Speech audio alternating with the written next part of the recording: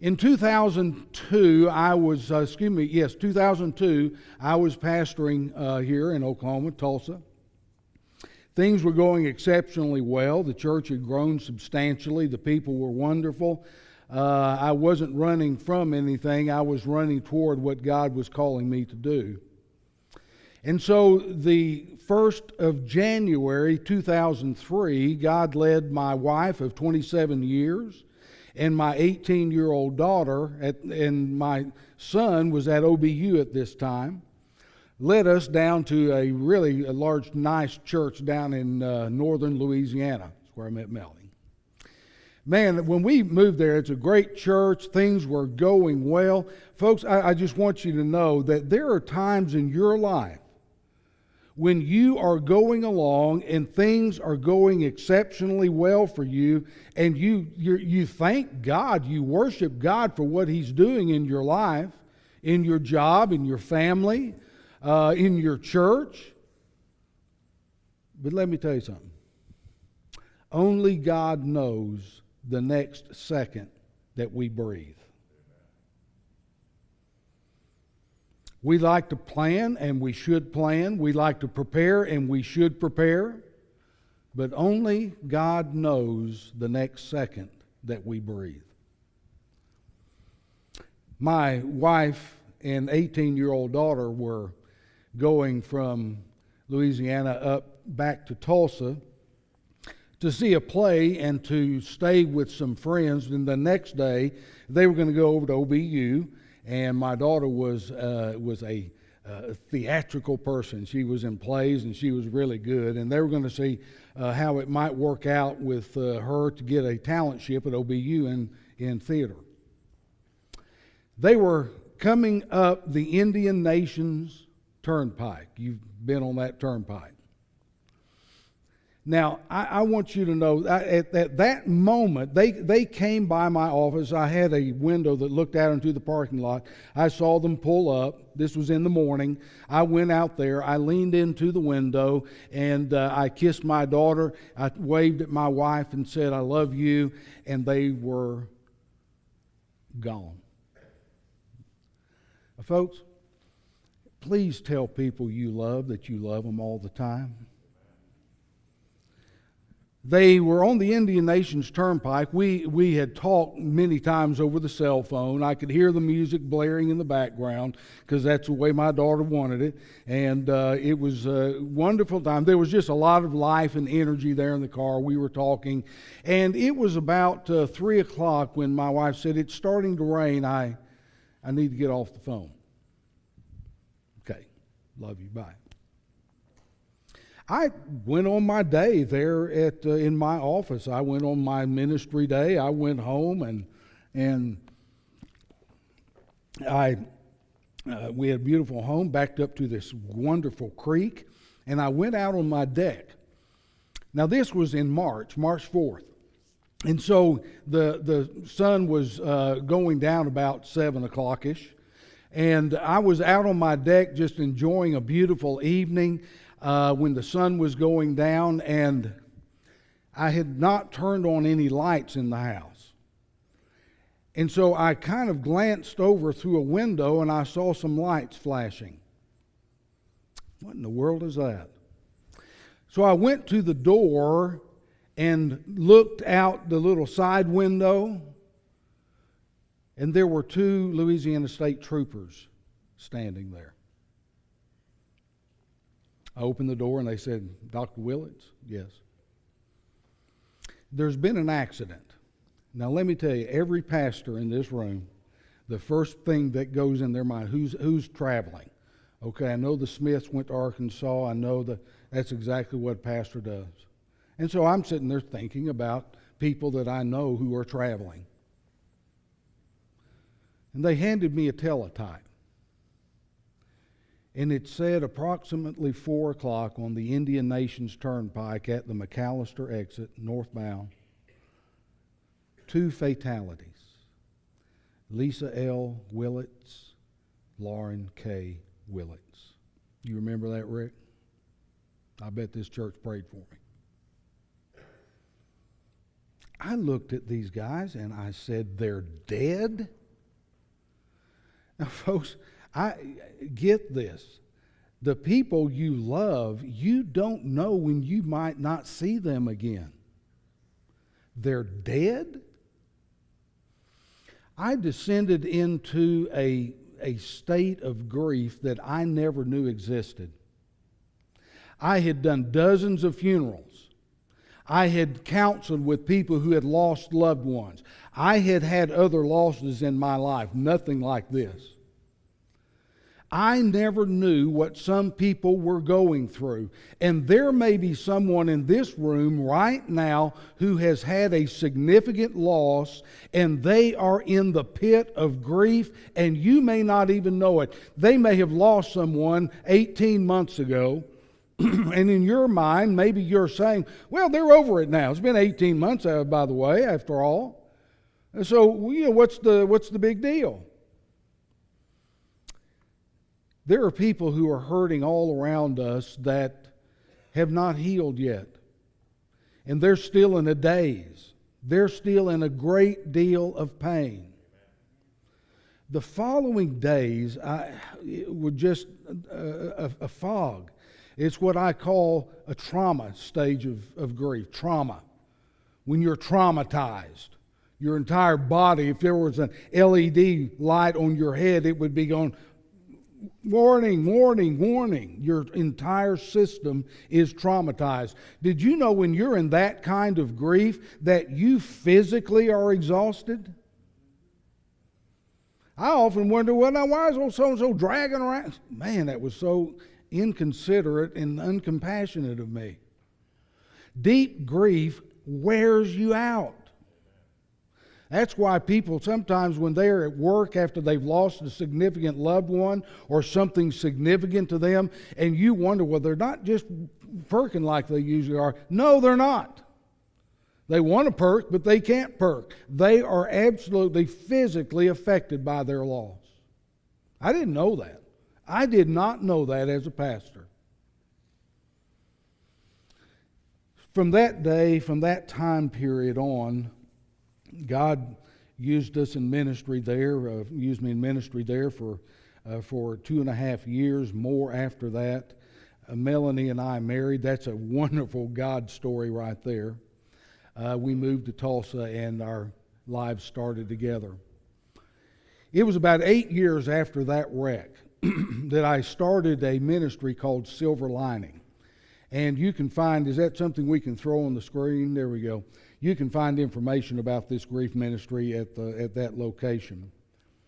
But I want to take just a few moments this morning and tell you what grief is and how to generally deal with it. Now, in the short time I have, I'm not going to be able to tell you everything there is to know. In my counseling practice, I see people over a year at a time in grief counseling. So I can't do that in this span of time. But I want to give you a general idea of what grief is, and then I want to share with you some principles that you can live by in helping you through grief and other difficult circumstances of your life. These are kind of the general phases of grief, the general steps. These are not the stages, but these are kind of the 3 steps of grief. First of all, you have to identify the source. I'm not getting anything here, so you all might want to advance that. Identify the source. Now, there are different sources from grief. I define grief as when someone or something significant to you dies.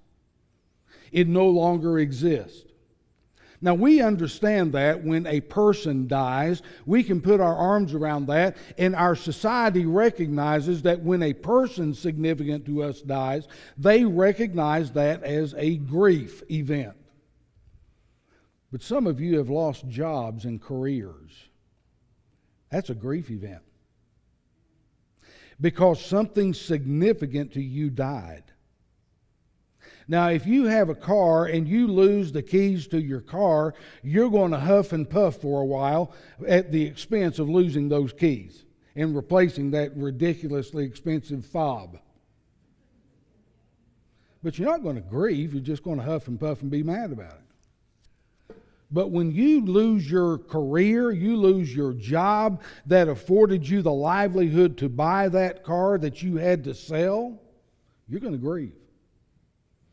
And many times what happens to us, we don't identify that as needing to grieve, go through the grief process, and those kind of things, because we don't recognize them. We have the same emotions, but we don't recognize those as grief events. What happens is we stuff and we stuff and we stuff, and it turns into what is called complicated grief. And complicated grief really messes with your life. Complicated grief turns us into sad people. Now, I'm not talking about sadness in that, I'm kind of sad that I don't get to watch football anymore, can't wait till the fall kind of stuff. No, not that kind of sadness. I'm talking about a general state of sadness where you don't experience the kind of happiness that at one time you did. Now, just simply the passage of time is going to affect some of that. But stuffing significant deaths, both persons and things, will cause an aura of sadness. Have you ever known somebody 25 years ago, you haven't seen them in 25 years, and at one time this person was bright and cheery and hopeful and had a spark in their eye, and you see them 25 years later and their countenance is down, they're kind of bitter, maybe a little bit of anger, and you go, what in the world happened to Betty? Well, I'll tell you what likely happened to Betty. There may be other things, but what likely happened to Betty is she had a lot of significant deaths in her 25-year span since you had seen her that she had stuffed and stuffed and stuffed. I call it that there are people in our culture walking around with a terminal case of sadness. So the first thing you do is you identify the source. The second thing you do is that you face the pain. Advance that, please. You face the pain. Now, grief is a painful process. Grief is something that is an emotional event. God made us to be emotional beings. God did not make us to be animatronic. God didn't. There are robots. The robots don't have emotions. We can program to act like they do, but they don't.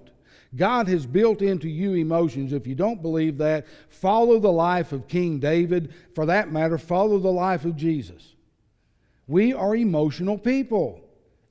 They are God-given emotions. And when a significant death happens to us, whether it is a significant person or a significant thing, there's going to be an emotional toll to pay. Now, we don't like that. Guys, we hate this. We hate this. That's why many men are walking around in complicated grief on steroids. We don't like the feeling. I don't blame you. I used to hate it. It's that feeling that comes, you kind of, the pit of the stomach, you feel your eyes starting to water up, and you have that sinking feeling. Your mind kind of goes into the memory of whatever person or thing died. And then you feel like expressing emotion, and at that moment, most people, many people, swallow it. I'm not going to cry. I'm not going to break down. That's weakness. Besides, my daddy said big boys don't cry. So I'm going to take Daddy's advice that his daddy taught him, and his daddy taught him, and all of them are living in complicated grief. That's why they were so angry and mean. Face the pain. Here's the advice. I call him the grief monster. The grief monster is knocking at your heart's door. Let the grief monster in and let it out. Now, I'm not saying you let it out in every public place. We have proper decorum that we follow in our culture. But if you're in the middle of Walmart early on in your heavy grief and you feel that coming on, just get to your car and let it out. There are actually healing chemicals that happen in tears. That's how incredible God is. And you think crying is weak, then you're going to have to call Jesus weak. You all know the shortest verse in the Bible. What is it? Yeah. Jesus wept. Well, the shortest verse in the Bible tells that it's okay to be emotional and to weep.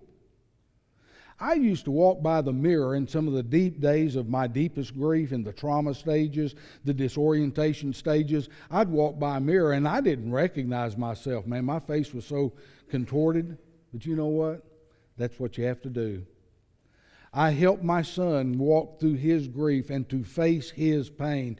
Can you imagine that night I had to call my wife's mother, my wife's sister.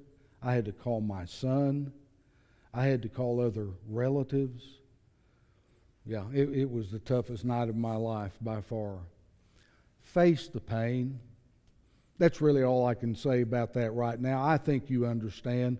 Allow the pain to go. Don't ignore it. When the pain comes on you, just get away by yourself and just let it go. Have you ever heard someone say to you, well, I had a good cry and I just feel better? Yeah. It's because it's true. God's made us that way. And the third general step of grief is that we talk it through. Talk it through. There's something wonderful about just being able to share your experience, your pain with someone. Find a trusted friend, a trusted family member, and simply talk it through. If you feel like you've gone into complicated grief, and by the way, if you're still in deep traumatic grief about a year and a half after the event, that's a way big signal of complicated grief. Talk it through. Find trusted people. Rick, I bet you'd be willing to talk to anybody if they called you. Paul, I bet you would. I bet some of your deacons and other staff members would. Talk it through. Don't just ignore it. Talk it through. Now, I want to share with you 4 principles that I call 4 principles for faithful living. These are 4 principles, and this would be a real good time to take some notes. They're short principles, but I promise you, listen, you can take these 4 principles and you can put them down on top of any circumstance you're in, including grief. Because you know what happens to us? I don't care who has died. I don't care what has died. If it's significant to you, you're going to ask the question, God, what's going on here? You know you do. Why did this happen to me? Why did I lose my job and this guy didn't lose his job? I'm just as hard a worker as he is.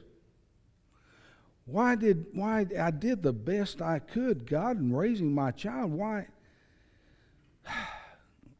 Why did she run off, and now I've got to try to find a drug rehab program for her? Okay, so every kind of significant death, by the way, that would be the death of the loss of innocence of your daughter. And that's very, very real. Needs to be dealt with as grief. Why did this happen to me? Here we go. 4 principles that'll help you deal with whatever painful thing you're dealing with, including decision making. Okay, you all ready? Principle number 1. God knows everything. Now take your Bible and turn to Psalm 139. Psalm 139. Because this is a passage that we don't have time to read the entire thing, but you're going to get the idea here. Lord, you have searched me and you know me. You know when I sit and you know when I rise. You perceive my thoughts from afar. You discern my going out and my lying down. You are familiar with all my ways. Before a word is spoken on my tongue, you know it completely, O Lord. You hem me in, behind me, before me. You have laid your hand upon me. Such knowledge is too wonderful, too lofty for me to attain. Where could I even go and hide from your spirit? Verse 7. Where can I flee from your presence? If I go to the heavens, you're there.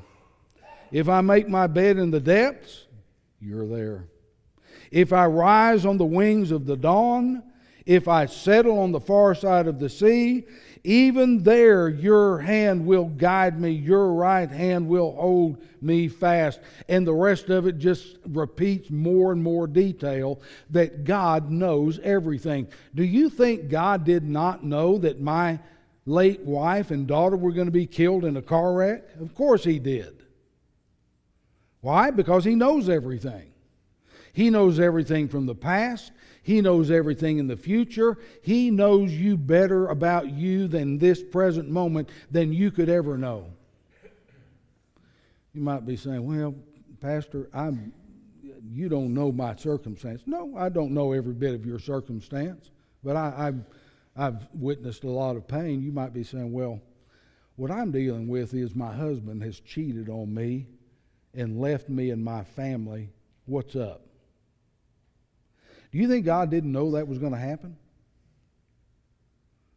God knew, because He knows everything. God knows what's going to happen. God knows everything. There is nothing God does not know. And if you think of something that you say, well, God doesn't know that, then you don't have the God of the Bible. Now, there are some theologians who believe God does not know everything, that He's limited in His knowledge. No, the God of Abraham, Jacob, and Isaac, the God of Jesus, our God knows everything. Okay? Very important first principle. Second principle. We don't know everything. Take the third principle off, please. We don't know everything. You know, we might know everything, might think we know everything, but we don't. I would imagine that some of you in this room right now are experts in your line of work. You've been working at it all your career. You know what it is.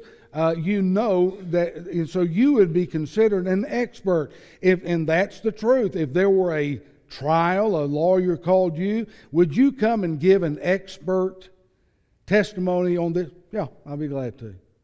You know everything about it. I know a man who started off as a roughneck in the oil field. He worked the pipelines. And he worked his way all the way up to be the president and CEO of one of the largest independent oil companies in Tulsa. He knew everything. He's retired. He knows everything there is to know about the oil industry. He's an expert. I know another man who has a PhD in bugs, in entomology. This man knows everything about bugs you could know. Why somebody would want to know that is beyond me, but he does. He has a PhD in entomology. Both these men, experts. My friend with a PhD in entomology doesn't know a thing about the oil industry except that he knows he needs that product and its byproducts for his car to run. That's what he knows. And my friend who's an expert in the oil industry, the only thing he knows about bugs is he don't want them in his house. We don't know everything. Our knowledge is limited. It says in 1 Corinthians chapter 12 that we are looking at life through what? Dark, thick glasses. We don't know. We can't see everything. Remember this. But God knows everything. Is that right? Yeah. But we don't know everything. Here's the third principle. God, in His omniscience and His omnipotence, His power, His knowledge, it says that God is always working things out for our good because we love Him, we're called by His name. He's always working. Is that Romans 8:28, right? God works together for good for those who love Him and are called according to His purpose? Yeah. Okay. So God is working in your loss, in whatever question you're facing. God is working in that. You may not see it right now, but God's working. He's putting things together. I had no idea that I was going to be in grief ministry. But God knew that, and He knew that on, what is this, May what? 20th? May 20th of 2018, He knew I would be at Angus Acres Baptist Church in Sand Springs, Oklahoma, talking to you. So He worked everything out. Now, it doesn't say everything's good, does it? There ain't no shade of good about what happened to my late wife and daughter. I'm sure that was a painful death. I'm sure that it was difficult. Certainly was difficult to me in my grief. But listen, God takes things. What is it you're facing this morning? God knows about it. You don't know everything about it because you don't know everything. But He is working details out right now in your life that will make good come out of that painful thing you're going through. Now, He either does that or He's a liar. And if He's a liar, we're a bunch of idiots to be here this morning. No, we believe that God keeps His word, don't we? We believe that God is truth and there is no shade of lie or darkness in Him. He keeps His word. So God says, I'm going to work it out.